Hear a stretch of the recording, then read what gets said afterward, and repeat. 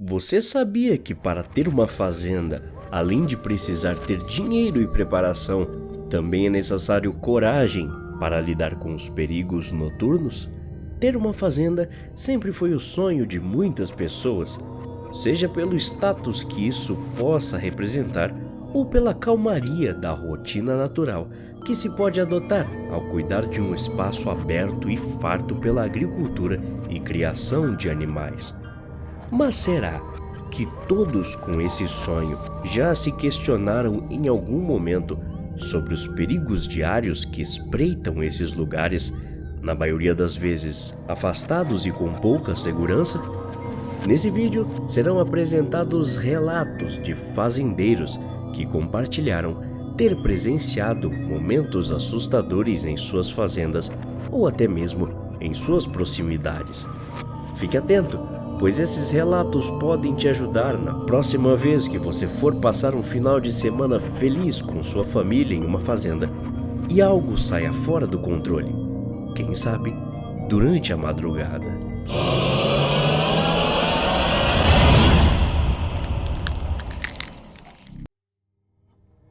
Num dos verões passados, me chamaram para cuidar de uma fazenda. Os proprietários do lugar eram um casal feliz e receptivo que iria tirar uma folga de final de semana para visitar parentes na cidade vizinha. Ao chegar no endereço, os proprietários me orientaram sobre o cotidiano que tinham na fazenda e me atentaram sobre a distribuição da alimentação noturna de seus animais. Falei que estava de acordo com as tarefas e me despedi do casal logo depois deles me apresentarem os espaços da fazenda e entrarem no carro de viagem. Enfim, sozinho, com vários animais sob meus cuidados, percebi que todos os cavalos estavam presos. Cerca de 3 horas depois, fui até o estábulo para alimentar os animais. Assim que entrei no celeiro, comecei a escutar pessoas chorando, bem abafado, e fazendo outros barulhos que aparentavam ser gemidos de dor. De início, acreditei que fosse invenção da minha cabeça.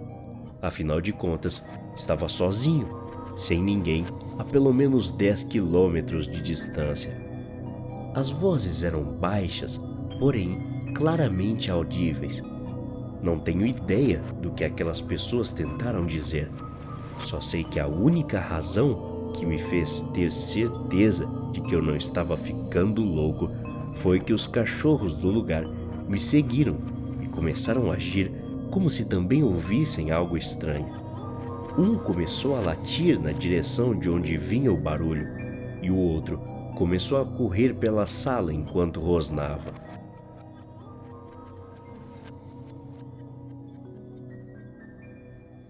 Desde pequeno, morei em uma fazenda herdada pelo meu bisavô.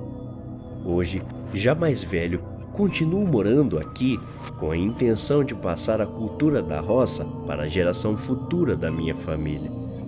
Foram poucos os momentos de desespero aqui na fazenda, mas um dos únicos que ocorreram foi suficiente para traumatizar uma das pessoas que eu mais amo. Aconteceu há alguns anos, quando meu filho mais novo voltava da escola. Me recordo dele correndo na minha frente como de costume e voltando ao meu encontro em completo desespero. Segundo ele, havia acabado de ver o braço de uma pessoa que se encontrava para fora de um saco cheio de outras coisas. Andando mais adiante, encontrei, em meio a uma antiga estrada abandonada, o corpo de alguém que havia sido assassinado brutalmente e descartado numa via que poucos da vizinhança passavam com frequência e onde menos se esperava ter policiamento. Eu costumava viver em uma zona rural, localizada em uma pequena vila de pescadores. Bem ao lado da minha casa havia um terreno rodeado por uma cerca improvisada que aparentemente não era cuidada por muito tempo. Por esse motivo, o mato tinha tomado conta de todo o redor da casa aparentemente abandonada, que estava toda quebrada no centro do terreno. Aquela imagem sempre me pareceu assustadora, tanto durante o dia quanto durante a noite, e as crianças da vizinhança começaram a dizer que o lugar era assombrado. Quando me mudei para cá, construí minha casa com 2 andares para poupar espaço. Por esse motivo, da varanda de cima dava para ver bem claramente o lote do outro lado. Em uma noite aleatória em que eu estava com insônia, saí na varanda e vi um brilho estranho vindo de dentro da casa abandonada. Sombras se moviam pelas janelas. Não consegui ver o rosto de ninguém que estava lá dentro, então imaginei que pudesse ser os garotos da vizinhança em uma tentativa barata de se aventurar. Mas o que mais me intrigou foi o fato de não ouvir nenhum barulho de quem quer que estivesse lá, nenhum som de pessoas falando ou qualquer indicação do que estava causando aquilo.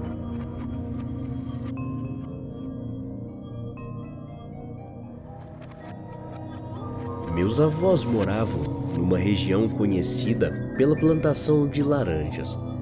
Segundo meu avô, nessa época tinha apenas um vizinho próximo, que já não estava mais na fazenda fazia um tempo. Ele tinha se mudado por causa da baixa produtividade em suas terras. A casa em que meu avô morava era muito antiga, e por esse motivo os banheiros eram construídos do lado de fora. Um dos banheiros ficava a cerca de 20 metros da casa e era o mais próximo. Em uma noite aleatória em que meu avô ficou apertado para fazer suas necessidades, saiu no meio da noite, apenas com o auxílio de uma lanterna para iluminar o caminho, e entrou na cabine de madeira improvisada. Quando se sentou no vaso, ouviu passos ou algo rastejando do lado de fora, e a grama seca continuou emitindo um barulho inesperado. Seja o que fosse, tinha se aproximado da porta e ficou lá por uns 20 minutos. Meu avô disse ter pensado em sair e espantar o que quer que fosse, mas não teve coragem de se mover, porque além dos passos lentos, também começou a escutar o que parecia ser uma respiração pesada. Sendo assim, ele ficou preso na cabine até o momento em que parou de ouvir os sons estranhos e saiu correndo em disparada para sua casa.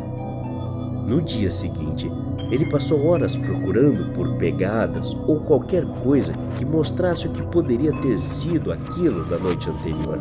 Entretanto, mesmo analisando todo o lugar, não encontrou sequer uma pegada.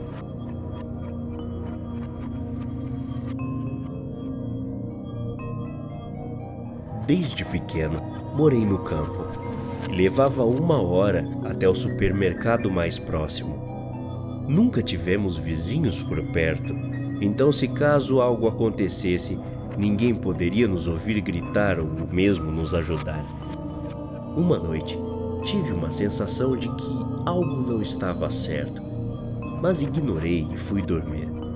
Depois de um tempo, acordei com um grito às 2 da manhã. Fiquei apavorado, pois os gritos eram assustadores, alternando entre um grito agudo de uma mulher e um rosnado de um homem. Minha família inteira acordou. Meu padrasto pegou sua espingarda e saiu da casa para ver o que era. Os gritos continuavam, e realmente parecia 2 pessoas gritando. Minha irmã havia saído com o namorado mais cedo e ainda não tinha voltado. Então minha mãe começou a pensar que os gritos fossem um pedido de ajuda e começou a gritar para que soltassem sua filha e não a machucassem. Tudo ficou absolutamente silencioso. Ficamos ainda mais assustados, pensando que alguém tivesse machucado minha irmã e que estivessem vindo em nossa direção. Nesse momento, fomos surpreendidos por outro barulho. Era a voz de um homem. Ele gritou que era Jacob, o Filho de Deus, escolhido para levar o bebê. Ficamos parados, ouvindo aquela bizarrice, com medo do que aquele homem poderia fazer com a gente, e minha mãe correu para dentro da casa para chamar a polícia. Após cerca de meia hora, finalmente vimos o contorno do corpo da pessoa que estava gritando. Meu padrasto atirou perto da sombra do homem e gritou para que ele não chegasse mais perto. Com o segundo tiro, ouvimos a pessoa correr de volta para a mata e esperamos a chegada da polícia, que apareceu depois de uns 45 minutos. Os oficiais chegaram, iluminando o lugar e deixando o homem estranho ainda mais visível. Ninguém conseguiu acreditar no que viu. Toda aquela situação se tratava de um homem magro, completamente nu, de cabeça raspada, que rastejava de quatro pelo chão. A polícia o pegou enquanto ele continuava uivando e o levaram para a delegacia. Naquela noite, tivemos que voltar a dormir como se nada tivesse acontecido. Mas no dia seguinte, descobrimos que o homem era na verdade um usuário de drogas que tinha exagerado na quantidade de ilícitos e estava a ponto de ter uma overdose. Até a próxima. Obrigado.